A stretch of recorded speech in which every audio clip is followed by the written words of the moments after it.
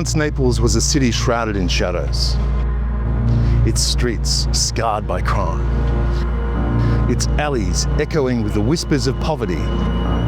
Warring gangs like storms of old clashed in endless strife, tearing at the fabric of daily life. Naples has a rich and vibrant history, and its many treasures have earned it a World Heritage listing. But on those same streets, a war once raged.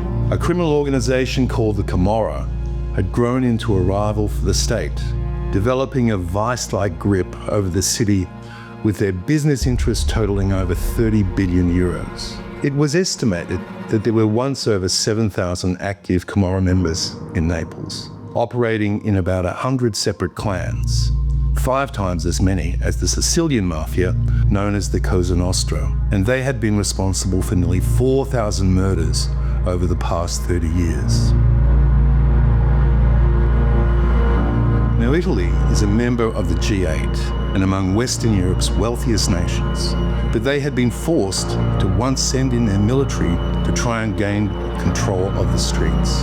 Castel di Principe is a suburb of Naples, only a 20-kilometre drive from the port, and this was where some of Italy's most wanted criminals originated. It was once discovered that of the 20,000 residents, 3,000 were under police surveillance, and 2,000 had already been arrested.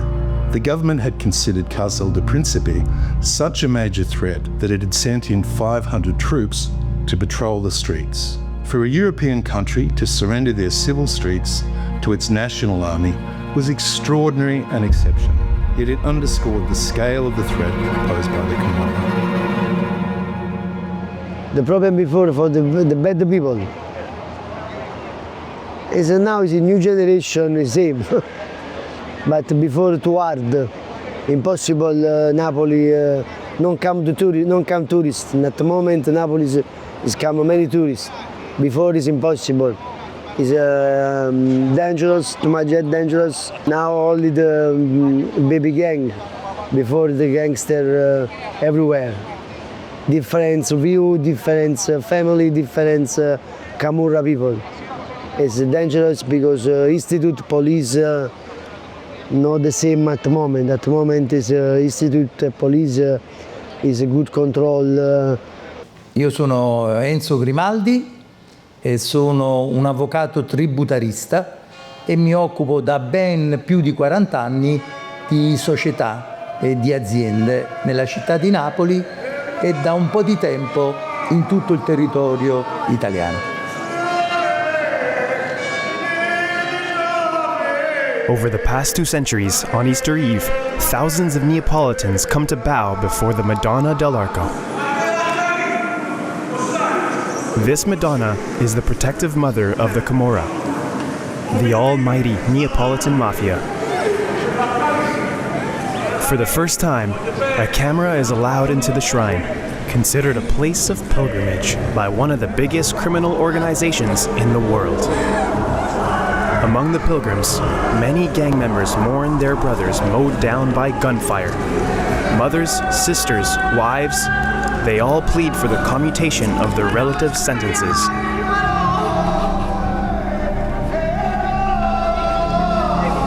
Women enter into a trance. Prayers are made hysterically.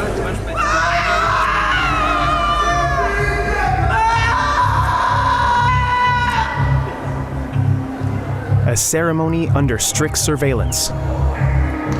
Many police units crisscross the surrounding area. During such stifling processions, it's not unusual to see the gangs get their knives out.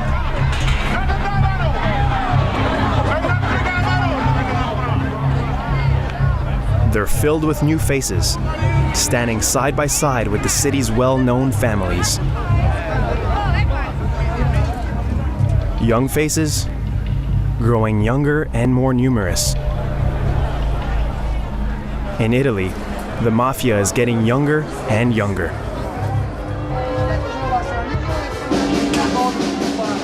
Among the crowds, an old member linked to the Camorra. Purtroppo questa è una cultura di merda. La religione It's a non shitty dovrebbe culture. esistere. Religion shouldn't have anything to do with organized crime and the Camorra. After 20 years in jail, this former cocaine trafficker walked out of prison in 2012. Once out, he realized that the rules of the game In have alcuni changed. quartieri di Napoli c'è- That's a lot of what I'd heard of the early days of Napoli. Very similar to the Bronx and Brooklyn and New York City, the lower income area, the working class, the sub-working class families that were basically eking out a living. Those are the people that you found in Naples. In the past, Naples had a lot of crimes, a lot of problems. It was loaded of heroin and people. It was a lot of kids from 19, I mean maybe even younger, 15 to 25 years old, walking like a zombie on the streets. It was a lot of crimes because of that, because they had to get money for drugs, and it was a hard time for Naples. I think during the 80s and the 90s, it was quite a tough life, and also for people like me that I didn't do heroin or any of those involvements. I suffered to see a lot of friends and doing crimes and doing drugs, and maybe that was one of the reasons I might have left Naples when I was quite young. Naples to me is almost like a second home.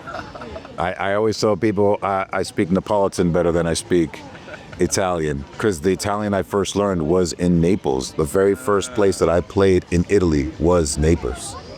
Well, in Napoli, the first time I went there was Frankie Knuckles in 1993, and it was Angels of Love, and it was a small club called Hype. I was not ready for the energy and the passion of the Napolitanos. We arrived in a car, and it was like car got surrounded. It was kind of scary. It's like we were the Rolling Stones. It was like, oh my God. But it was so crowded, and there were so many people outside that they closed the dock. So Frankie got to play an hour and a half. I played 2 records. We got to shut it down because it was pandemonium outside. Wow. And pandemonium with the Napolitanos is chaos. And so I played with Angels of Love for my God, it's like over 20 years. And the city's beauty was buried beneath layers of hardship, poverty, violence, and a sense of hopelessness that clung to its stones like moss. I didn't know at that time, it's like as years went on, I got to learn about Napoli, how you had to be careful. And it's funny because the first time I went to Napoli, I had a gold Presidential Rolex and a diamond gold bracelet. And the promoter said, please take off your jewelry. And I'm from Brooklyn, I'm like, what? Please take off your jewelry. I was like, what? Well, no, it's like, obviously I read some books about Napoli. I watched the Camorra, of course. And really to see wow, it's like the darkness. You know what I mean? It's like, it's gangster, man. You know what I mean? It's gangster. It's like, they're very aggressive and like on fire. You know what I mean? But there's something special about that fire. I think it's like almost like asking me about the bad old days of Brooklyn. Like I think no matter where you go in the world, there's going to be that area that your parents might be telling the children, don't go to that neighborhood, stay away from those streets, don't ride your bike in that area, they'll take your bike kind of thing. Yeah, Naples is one of the oldest city, and it's been dominated by a lot of different culture, French, Spanish. Because of that, it's actually is a bit of is very colorful because it's got a lot of historical and different, as I said, different culture, Arabs, which makes it unique because we can find the most arrogant or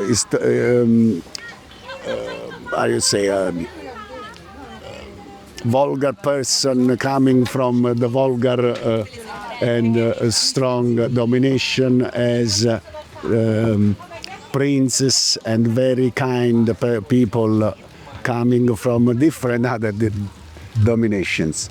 So that's why it makes it anyway very unique place and very colorful.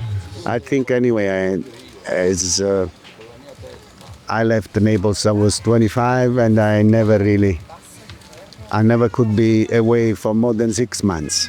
So Napoleons are very, very attached to their city. And even if we live overseas, we always bring our energy everywhere, and we take it back to Naples anyway. Even if we live in Australia, which is the furthest place from Naples. Naples, as I said, it was always dominated and spoiled, like exploited by anyone who was coming here and wanted to get something out of us. But we've been always fighting and maybe reinventing ourselves within many, many years. Even with the crimes or with the mafia, or it was a sort of rebellion towards the dominator and the power of the North Italy, that they were exploiting us.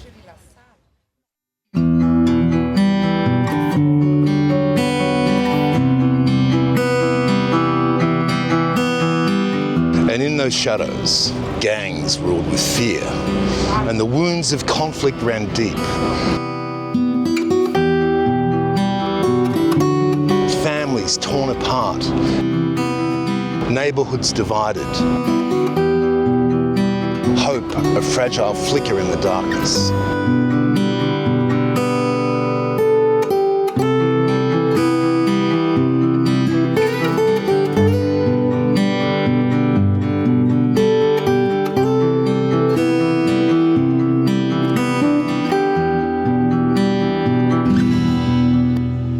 The stories I've been told with Napoli definitely stems to La Cosa Nostra, the kind of gang, the Gomorrah, the kind of gangsterized version, where it kind of reminded me a little bit of what Brooklyn was back in the day in New York City.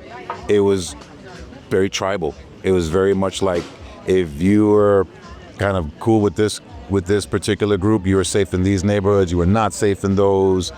I think a lot of that stems from the necessity to survive, and the law of the jungle. Strongest survive, and the strongest will then organize other strong around them, and that's who basically winds up ruling the streets.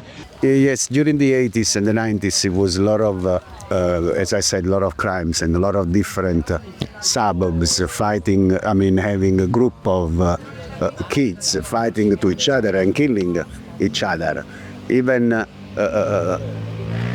people that they knew each other from when they were young, going on the other side, they were killing each other, and for not even the reason, maybe they didn't even know the reason why. And those years was a very, very tough city to live in. One thing I remember about Angels of Love is that the crowd was always pretty young. It was a very young, enthusiastic crowd, and probably the ones that got themselves caught up in that kind of lifestyle violence stemmed from, like, you know, the relatives, the older people, and they had to carry that out. But at the end of the day, I don't think most of them even wanted to. You know, it just became a thing of nature. Yeah, I remember one time we came out of this club at 6 o'clock in the morning when the party finished. And as I said, during those parties, it was not allowed. And I don't know who said that or why, but it was not allowed the fighting between those rival group of gangs. So I remember we were driving back just off this club, 500 meters off this club, and I was with one of the organizer of those parties who asked me to stop the car because he saw some gangster pointing the guns to a group of people that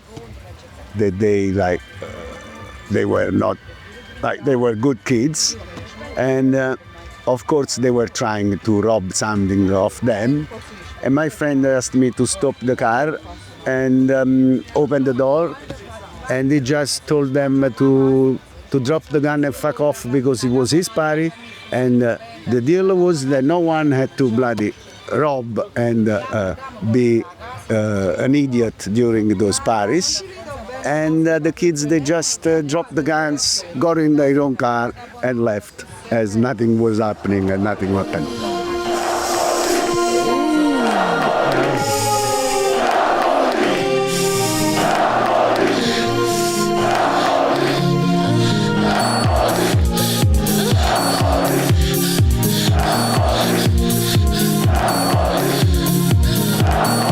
But even in the darkest nights, a new pulse began to beat, a heartbeat born from the very soul of Naples. Electronic dance music, relentless and unifying, seeped into the veins of the city.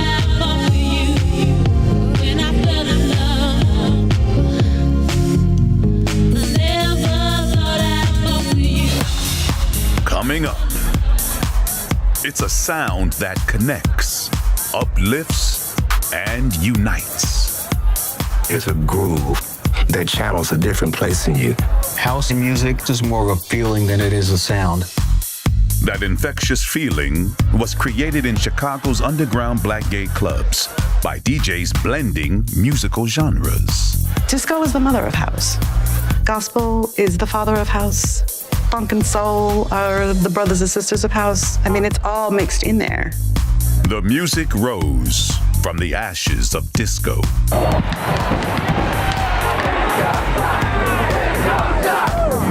America loves the music of black people, but not always the actual black people who create it. House music is disco's revenge. House music spread worldwide. It's essentially the blueprint for all of electronic dance music. When you move your body for the goal of joy and ecstasy and freedom and liberation, and it just does something. And it all started in Chicago. Ciao, sono Maurizio Luise degli Angels of Love di Napoli, sono il fondatore e ho iniziato questa avventura 35 anni fa nel 1990 e mi ha dato la possibilità di conoscere tantissima gente e di vivere veramente dei giorni entusiasmanti. Poi dopo di figure in 35 anni ce ne sono state tante che hanno dato veramente manforte al gruppo, figure che non puoi dimenticare come Massi, che era il nostro uomo immagine, no? Che faceva le coreografie, l'animazione, le scenografie, l'artwork, è veramente una delle persone più creative che abbia mai conosciuto. Poi c'era Enzino, che anche lui nel suo aveva un potenziale nelle trattative con gli artisti, aveva intuito musicale, un visionario per quello che riguarda la musica. Quando io ho iniziato nell'89 io avevo questo mio caro amico che viveva in Inghilterra che mi mandava questi DJ set di questi DJ inglesi e americani che mettevano house music. Era la prima volta che sentivo quella musica e fui subito appassionato, attratto e travolto. Lo sono andato a trovare là in Inghilterra, lui si chiama Francesco Furiello e insieme a lui avevamo pensato di fare la stessa cosa, di portarla in Italia, che in quel momento l'Italia... I had heard about Angels of Love mainly in the magazines, DJ Mag and whatever was out at that time. And I had known of Claudio Coccoluto's name, rest in peace. And he was a resident DJ there. You know him? I know him. I know him. You change. He's your best friend. Yeah, my best friend. No capisci. The family. They are your best friends? Yes. No capisci. Happy anniversario, Angels of Love. The best. Numero uno. Then you change your way. I'm gonna change 25 times. But I love 20 times I'm gonna change. Yes, this is number 2. And this? This is my little secret fetish.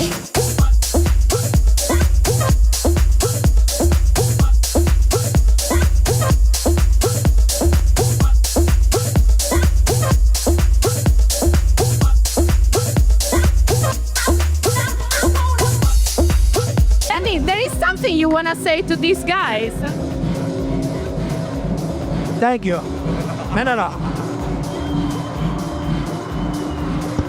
No. The mask is off. My Jesus comes back out. Maurizio and Zeno, I told you before, I love them like family. They make me feel complete as a DJ and an Italian person from America. They bring me here 17 years ago, and I get goosebumps. I don't even know what to say.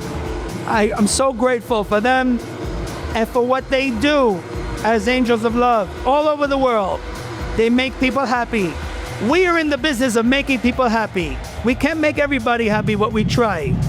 So that's what makes us La Familia. Thank you. Thank you.